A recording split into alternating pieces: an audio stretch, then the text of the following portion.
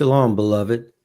As we wrap up the fourth quarter of our yearly study, I thought it wise, given current events, that we include the scriptural background for much of what is happening in today's world.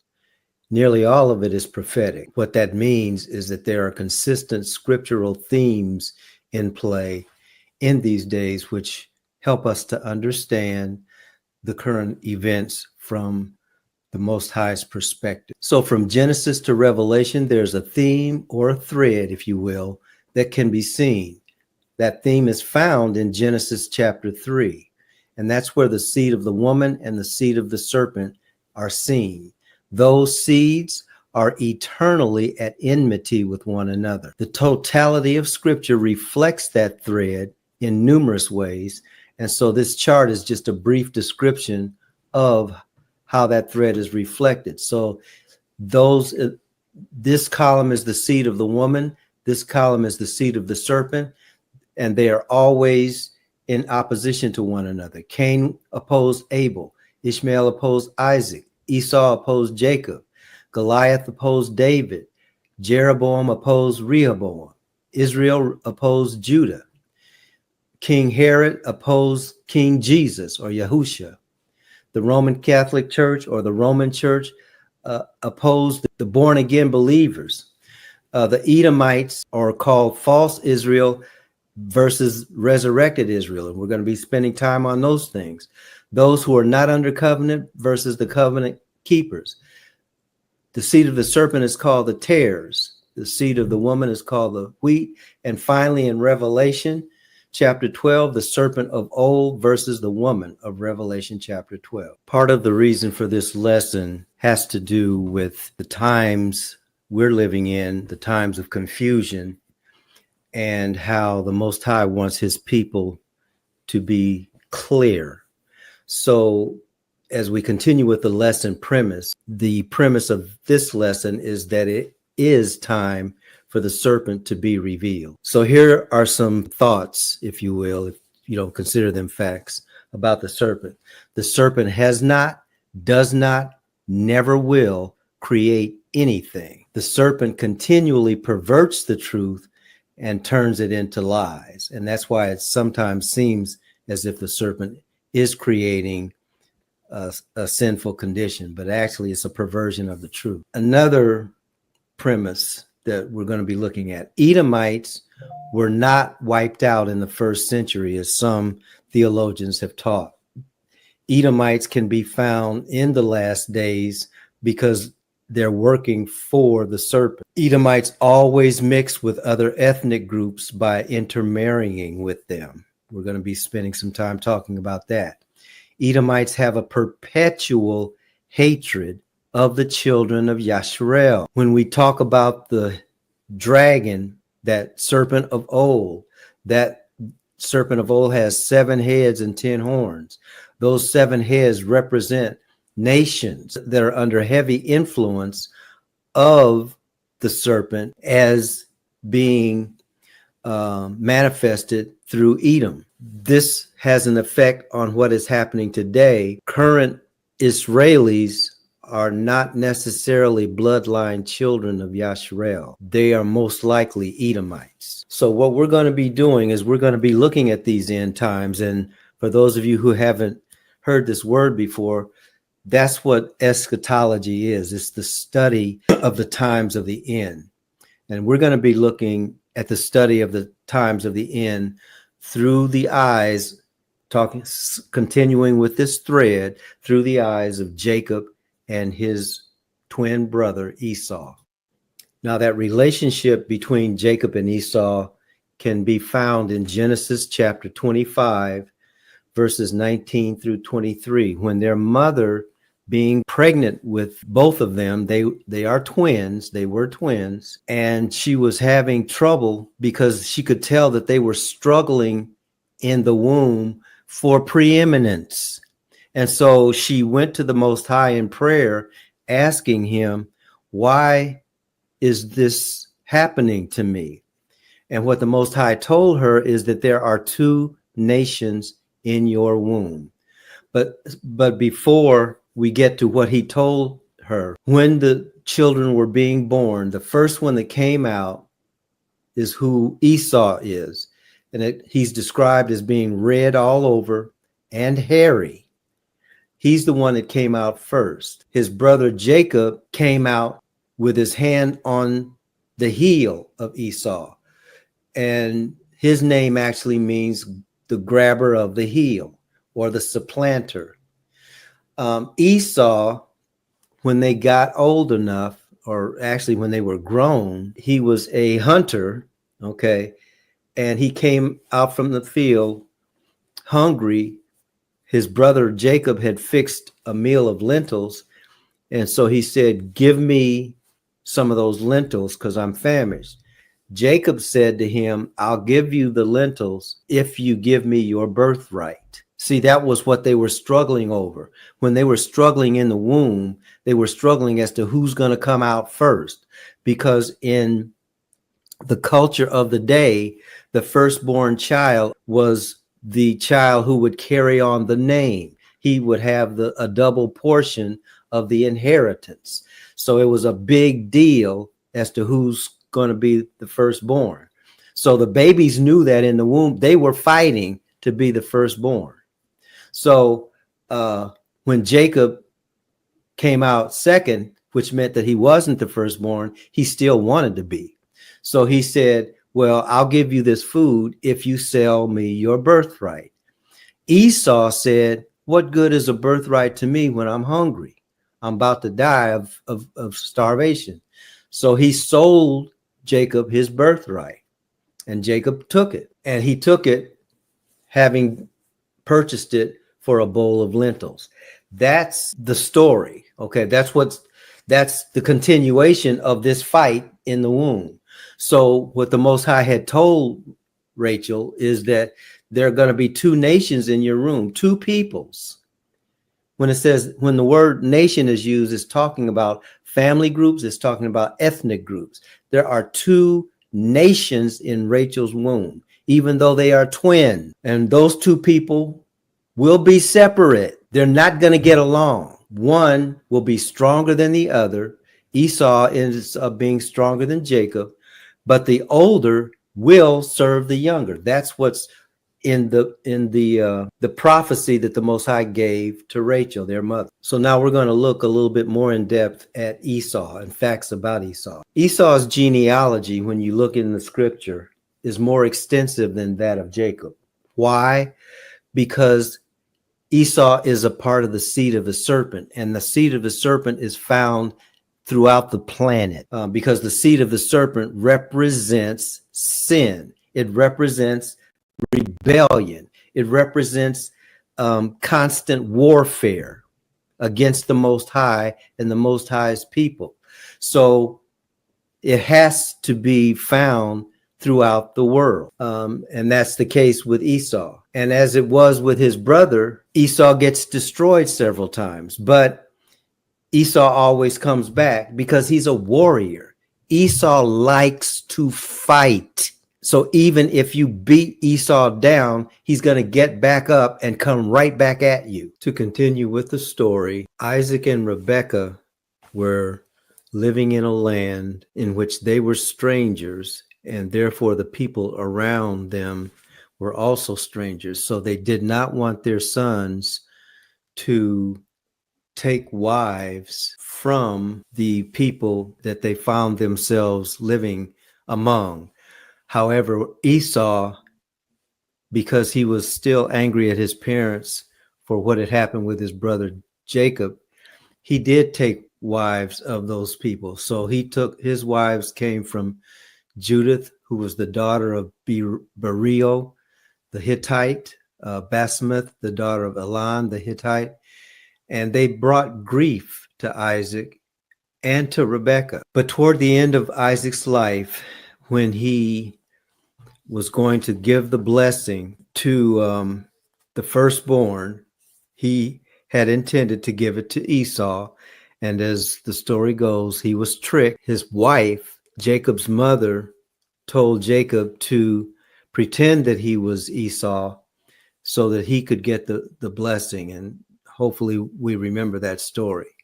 So when Esau came to receive the blessing, he was not able to get it, and Esau became furious. Okay. So he asked Isaac, is there a blessing for me? And this is what Isaac said to his son Esau.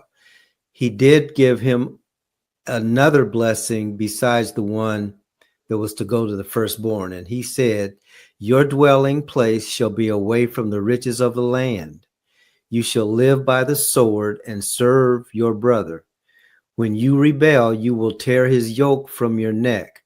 This blessing made Esau hold a grudge against his brother Jacob. And so then the next couple of slides are just, we talked already about the extent of Esau's family line. So we see in First Chronicles chapter 1, verses 35 through 54, several things. It talks about who he married. He said he married the daughters of Canaan, which he was told not to do, Adah and Elon, the Hittite. He married Oholibamah, the daughter of Anah, the Hivite. And then he went to Ishmael's family and married Mahalath Basmat, which was Ishmael's daughter. And then it talks about who his children were, specifically who his sons were: Eliphaz, Reuel, Jeus, Jalam, and Korah. And then it talks about Eliphaz's son: Timon, Omar, Zepho, Gatam, Kenaz, Timnah, which was, and from the concubine, and by Timnah, the concubine, Amalek, which is an important name for us to mention because the Israelites of 2024 are justifying their genocide of the Palestinians over in the land, saying that those Palestinians are Amalekites and they were given permission to kill all of them. That's their biblical excuse for the genocide that they're carrying out. So that's why that word Amalek is highlighted here. Then the sons of Reuel, Nahath, Zerah, Shema, Mizah, and Anah. Now, among the people that Esau, Edom took wives from, and then once his family began to populate, they went to other areas. One of the areas that they went into was the mountains of Seir, which is just south and east of what we call the land of Yasharel, the land of Israel. Okay. They were mountain people. That's where the Hittites were, for instance. That's where the Horites were. Now, we're not going to get into that much detail here, but not every humanoid on the planet was put here by the Most High. I'll just say it that way. If you remember from Genesis chapter 6, it talked about the sons of God looking at the daughters of men in lustful ways and taking them for wives. And they came up with offspring that were called giants, but actually they were mixed children. All right. They lived in caves in the mountains, and the mountains of Seir, some of them were called Horites. So when it talks about the people of Seir and Edom, it's talking about those people or descendants of those people. And like I said, that's a whole study in and of itself. I already understand it can be controversial because some people don't believe that angels can mix with humans, but the scriptures do not rule that out if you really study the scriptures. But in any case, so what you have is a group of people that the Most High never intended to be in great numbers on this planet. Never. Okay. So when we hear about the story of the flood, part of the reason why the flood happened was because those hybrids had taken over the planet. They were eating people. They were mating not only with people, but with animals. See, all of these mythology characters, the character where you have a half man, half horse, or you have a reptilian head and a human body. We think that those are just things made up by humans, okay? But they may not be made up. And in any case, in that area, to this day, you can find bones, or people have found bones of giants, okay? And they have also found these hybrids that we're talking about, and it's a mess. So those were the people that the Edomites started mixing with. So I'm not going to read all of those names, but that's what Esau, Edom, and his children were doing. It wasn't all of them, but they were certainly doing that. Now, from Esau, Edom, in Genesis chapter 36, verses 43 through 54, kingdoms were established, and the kings are the leaders of the families, okay? So it talks about who those leaders of the families of Esau were. And in the King James Version, sometimes they're called dukes. So if you see the word duke, a duke is in the culture that of what we call the Middle East. A duke and a king were similar. So in any case, verse 43 says, these are the kings who reigned in the land of Edom before any king reigned over the Israelites. And then it tells who those people are. Bela, son of Beor. His city was Dinhabah.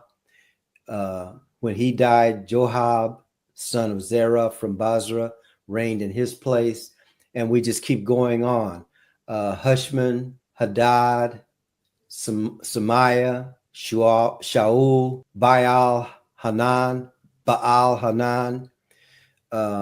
Hadad. So these were all kings, and some were chiefs.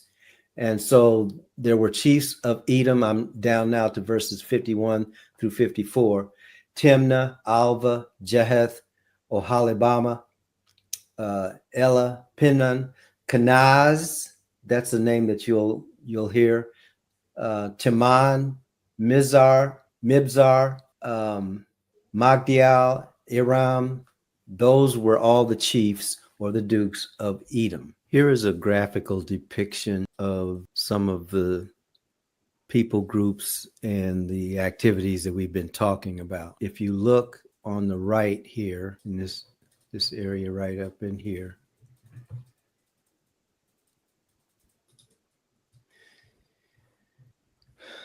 this is the kingdom of Edom, or this is where Edom went. And on other maps, when I say Edom, I'm really talking about Esau, okay?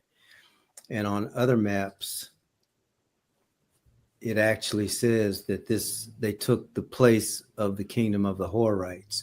So this area was also the kingdom of the Horites, this area right in here. Now, Isaac and Rebekah came from, Rebekah came from up here, which is where Isaac's people were. And they eventually ended up in this area. This is where Abraham was actually buried. And as you can see here, it's called the kingdom of Judah because this is after the two kingdoms, the 12 tribes of Israel had split up. But so the kingdom of Israel is in blue. The kingdom of Judah is in sort of pink. But Edom is right here. Okay. So that is one depiction. Another one would be over here on this map. And this is during the time where and when Jesus was walking, Yeshua was walking. So as you can see, the area where the 10 tribes are, they're no longer there. The 10 tribes went all the way up into this area, though. Let me highlight that again. Went all the way up into this area here. This is the Sea of Galilee right here. So, and then this says Samaria. So roughly this is where the 10 tribes were. And then below that is where the kingdom of Judah, or the Yahudi, were. And as you can see, this is Jerusalem, and the area is called Judea. But if you look right below Judea, this other area is called Idumea. That's where the children of Esau, the offspring of Esau, were living. And if going back over here, you can see how much territory they took up. And although Idumea is here, they used to be down in this area as well, down in this area. Okay. So they used to have all of that. All of that was what we would call Edom, all right, which has now become Idumea. So that's just a graphical depiction of the areas that we're talking about. By the way, this little strip right in here, that's where all the drama is going on today. That's Gaza. Okay. The other place where there are some, what they call Palestinians, is like right in here, called the West Bank. Okay. So that's what all of the furor is about. But then the question is, who are these people that are prosecuting this war, and, as some have said, this genocide? So just to show you on a map where those places are. Now, while all of that is going on, there's this other brother called Jacob, whose name was changed to what we call Israel in English, but in Hebrew it's Yashreel.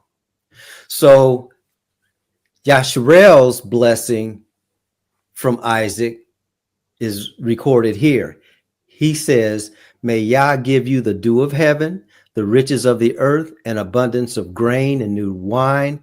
May peoples serve you and nations bow down to you. May you be the master of your brothers. May the sons of your mother bow down to you. May those who curse you be cursed, and those who bless you be blessed." That's why it's so important for us to know who Jacob Yashreel is, because that blessing belongs to Yashreel. Here are some facts to consider. When it comes to who is a Jew or who is Jewish, that does not necessarily mean that those are Israelites. There's a couple of bullet points here. An anthropological fact: many Christians have more Hebrew Israelite blood in their veins than their Jewish neighbors. And that came from What Price Israel by Alfred Lilienthal. Second bullet point: DSNA and tradition. Being Jewish is not defined genetically. Jews are a people, a nation, and primarily a belief community. Dr. Karl Skorecki. Third bullet point: John Fisher, The Olive Tree Connection, page 97. Jewishness, however, consists of many elements: sociological, cultural, ethnic, religious. The strength and mixture of these elements varies from person to person. And then the final bullet point, none of these characteristics make this people group the people of the book. You've heard that statement being made. The point of this slide is to say there have been many people talking about who is a Jew and who is not. This is not a new conversation, but we're at a point in time and a point in history where it is important to let the Bible speak and be the final authority to answer that question. So now in modern times, we hear a lot about the word Jew. There's a difference between bloodline descendants of Abraham, Isaac, and Jacob and those whose ancestors became Jews. And so when we go further into this study, this is sort of a precursor to what we're going to be talking about. The name Jew comes from the Tanakh, and it's actually, I'm sure you've heard this before. The J sound was not a written sound, and it was not a pronounced sound in Hebrew. Okay, and actually it's a relatively new consonant, J, that sound. Okay, in the Tanakh, the word is Yehuda or Yehudi, and in the Old Testament, that word Yehuda or Yehudi is found 813 times. Okay, and it describes one of the sons of Jacob. Don't forget, in your previous studies, Jacob had 12 sons, not just one. So Yehuda is one of the tribes of Jacob, and those who come from Yehuda are the Yehudi. That's the family line that emanated from Yehuda. Now, why is that important? It's because our Savior came through that line. That's why Yehuda is in the line of the seed of the woman. So that's what that name is referring to. Now, later, the name was used to describe anyone living in the territory assigned to the children of Yahudi or Yehuda. So that territory then, as time went on, was overrun, retaken, repopulated, as is the case with most geographical areas. Okay, so see, and that's one of the things that even the children of Yasharel are going to have to come to grips with. People move; they move all over the place. So when they move, other people move into where they were, unless the place has become uninhabitable. Because usually when people move, it's because the resources to sustain them are not sufficient. So they go somewhere else. That has always been the case. So once we get to, I would say, after or around the time of the Babylonian dispersion, when Jerusalem was overrun by Nebuchadnezzar and the children of Judah were sent into captivity for 70 years, there were still people living there. And then when they came back after 70 years, some of them were living there. Okay. So that territory itself became a region that is called Judea or Yehudi, meaning an inhabitant of the territory of Judah. So anyone living in that area would be considered a Jew. Anyone living in that contiguous geographical area would be considered a Jew. So from that point on and later, it also included those who embraced Judaism as a religion. This all happened after some of the former inhabitants of Judea returned from Babylon and the Babylonian captivity. And that information is found in Antiquities, the book by Josephus. It says book 9, verse 10, verse 7. It probably means chapter 7. Okay, so then by the time that Yeshua is born, by the time of the Messiah, the word Jew included proselytes.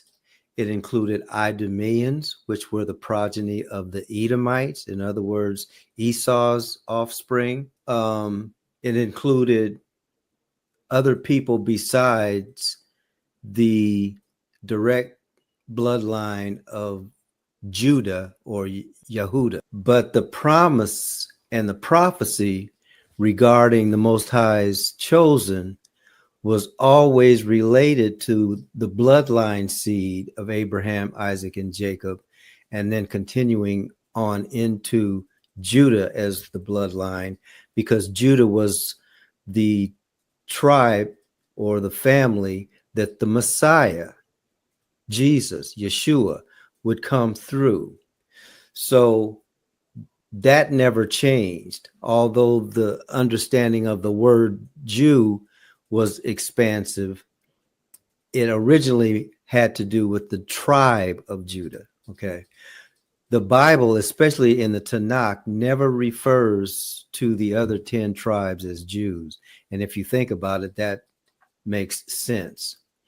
Now, during the New Testament, when it talks about Jesus and his relationship to the Jews, or Jesus saying salvation is of the Jews, that word Jews is used for the people who are in that area. Okay, so it's not like the Bible never talks about Jews in a larger sense, but when it comes to the promise is always through the bloodline that Yeshua came through. Okay, but to sort of wrap up the thought, in the land of Judea, during the time that Jesus was walking the earth, there were many races and people groups that included Canaanites, it included Edomites. Again, the Edomites being the descendants of Esau. It included other ethnicities. Well, we already mentioned Idumeans, which were again part of the Edomite group. All lived under the moniker of Jew, but not all were descendants of Judah. Father, lift up his countenance